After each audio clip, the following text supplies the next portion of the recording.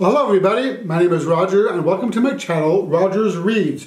So today I'm doing another book review and the name of the book is entitled The Winter of the Witch, written by Katherine Arden.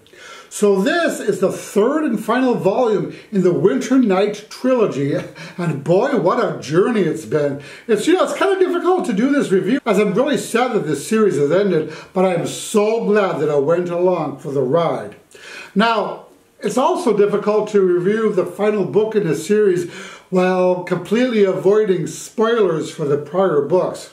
So if you haven't read The Bear and the Nightingale and The Girl in the Tower, then consider yourself warned. Though I do try to make all my reviews as spoiler-free as possible. But still, this is not a book that you could read as a standalone novel.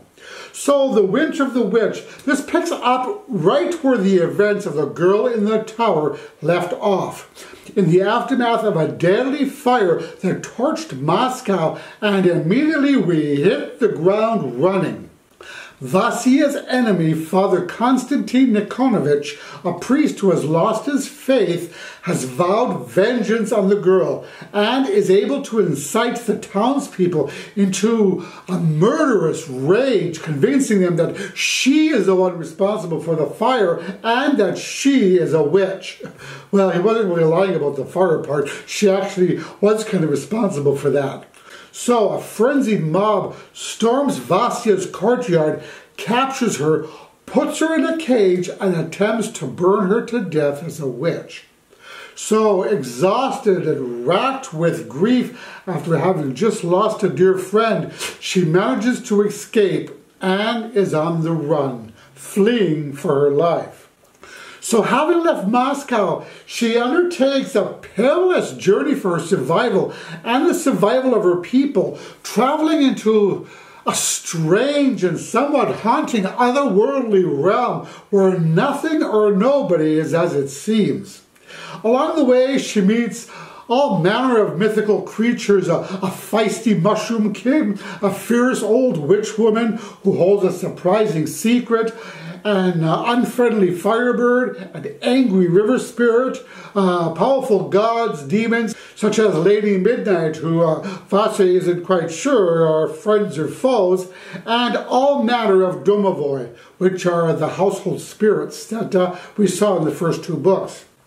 But what's most interesting is that along the way, she uncovers long-buried secrets about her family history, her bloodline, and her legacy, helping her to finally understand who she really is. It also becomes evident to the reader that she is indeed a girl straddling two realms here, both literally and figuratively, with the ultimate fate of both resting in her hands. But no matter what obstacles are placed in Vasilissa's path, she finds a way to overcome them, intent on her main goals, which are to search out the only creature who can help her to save her cousin's kingdom from the rapidly approaching Tartar armies and assist her in restoring balance after an old and deadly enemy has resurfaced and is intent on destroying Moscow. She also vows to help the Charity, which is the blanket term for the guardian spirits and creatures of Russian folklore, to help the Charity coexist with humans.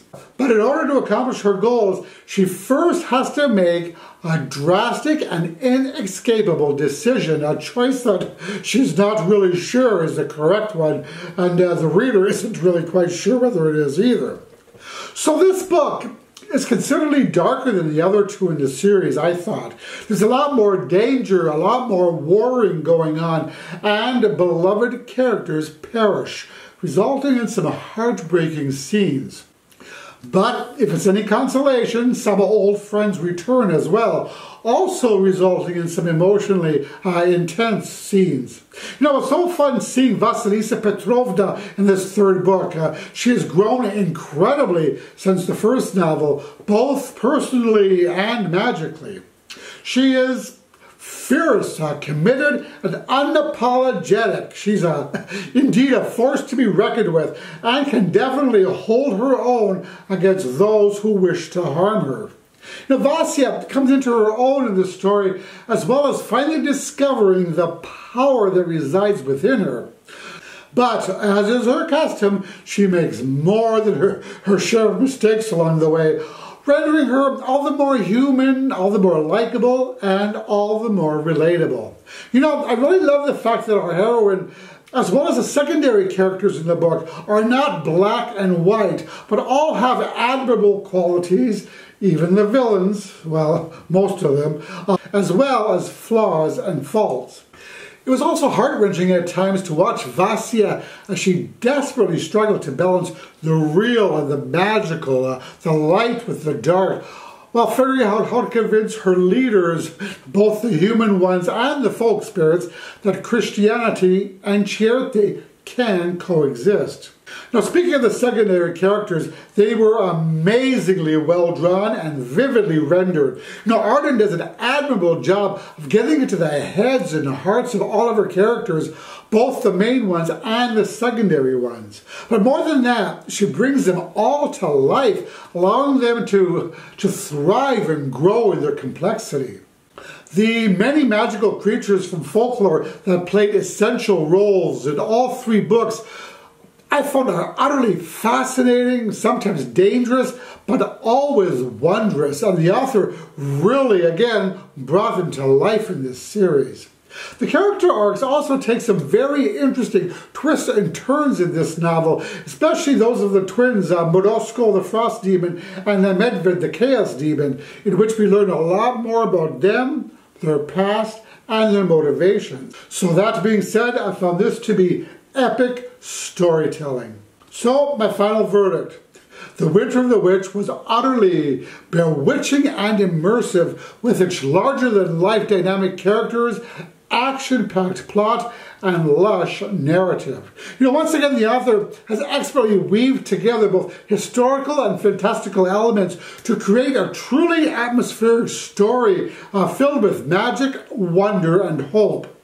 It's a masterpiece of a book, in my humble opinion. A tale of a clever girl who manages to outwit both men and devils alike.